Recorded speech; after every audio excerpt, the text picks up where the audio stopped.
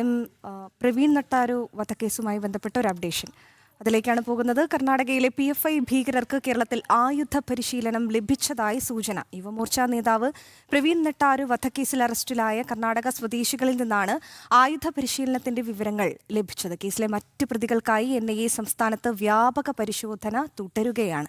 ഈ വാർത്തയുടെ കൂടുതൽ വിവരങ്ങൾ നൽകാൻ ജിജീഷ് കരുണാകരനാണ് ചേരുന്നത്. ജിജീഷ്, ഈ പ്രവീൺ നട്ടാരു വധക്കേസിൽ അറസ്റ്റിലായ ഏറ്റവും ഒടുവിൽ NIA പിടിയിലായ ആളെന്ന് പറയുന്നത് കൊച്ചിയിൽ നിന്നാണ് NIA പിടികൂടുന്നത്. അപ്പോൾ ഈ PFI ഭീകരർക്കൊക്കെ കേരളത്തിൽ എത്രമാത്രം സുരക്ഷിതമായി ഒളിത്താവളങ്ങൾ ഉണ്ട് എന്നുള്ളതിൻ്റെ ഏറ്റവും ഒടുവിലത്തെ ഉദാഹരണമായിരുന്നു അത്.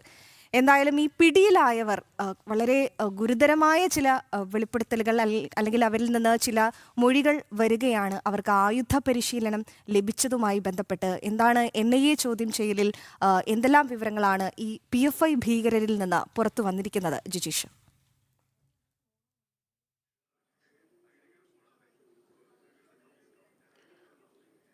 ആതിര, കൃഷ്ണരാജ്, ഇക്കാര്യത്തിൽ അന്വേഷണം പുരോഗമിക്കുന്ന ഘട്ടത്തിൽ ഏറ്റവും ആശങ്കാജനകമായ വിവരങ്ങൾ തന്നെയാണ്. കേരളം എത്രമാത്രം ഭീകരവാദികളുടെ കൈപ്പിടിയിൽ ഒതുങ്ങി എന്ന് വ്യക്തമാക്കുന്ന വിവരങ്ങൾ തന്നെയാണ് ദേശീയ അന്വേഷണ ഏജൻസിയുടെ അന്വേഷണം മുന്നോട്ട് പോകുമ്പോൾ വ്യക്തമാക്കുന്നത്.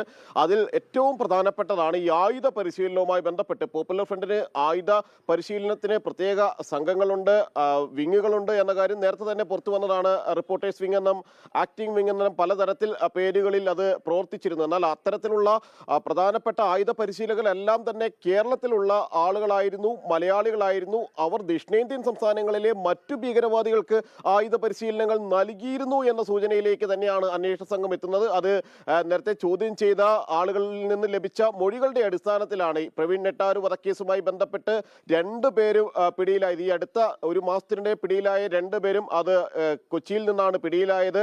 ഒരാൾ പള്ളുരുത്തിയിൽ നിന്നായിരുന്നു. ഇവർക്കെല്ലാം തന്നെ കൃത്യമായ ഒളിസങ്കേതങ്ങൾ ഇവിടെ ലഭിച്ചിരുന്നു. അവരെ ചോദ്യം ചെയ്തപ്പോൾ ലഭിച്ച വിവരമാണ് ഇവർക്കെല്ലാം ആയുധ പരിശീലനങ്ങൾ നൽകിയിരുന്ന ആളുകളും എത്തിയിരുന്നത് കേരളത്തിൽ നിന്നാണ് എന്നത് സംബന്ധിച്ച്. അതുകൊണ്ട് തന്നെ അത് കേന്ദ്രീകരിച്ചുള്ള ഒരു അന്വേഷണമാണ് നടക്കുന്നത്.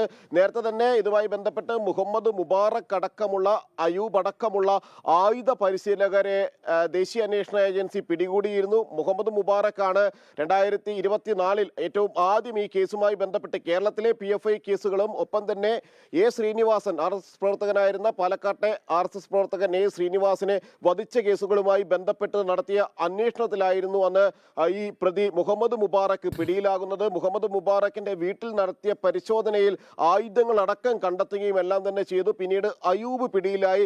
ഈ അയൂബും ഇത്തരത്തിൽ കേരളത്തിലെ ആയുധ പരിശീലകരിലെ പ്രധാനപ്പെട്ട ആള് തന്നെയായിരുന്നു. നിരവധി ആളുകൾക്ക് ജിജീഷ് കരുണാകരൻ. ഇനിയും ഏറെ വാർത്തകൾ ഉള്ളതുകൊണ്ടാണ് ജിജീഷ് ഇടപെട്ടത്.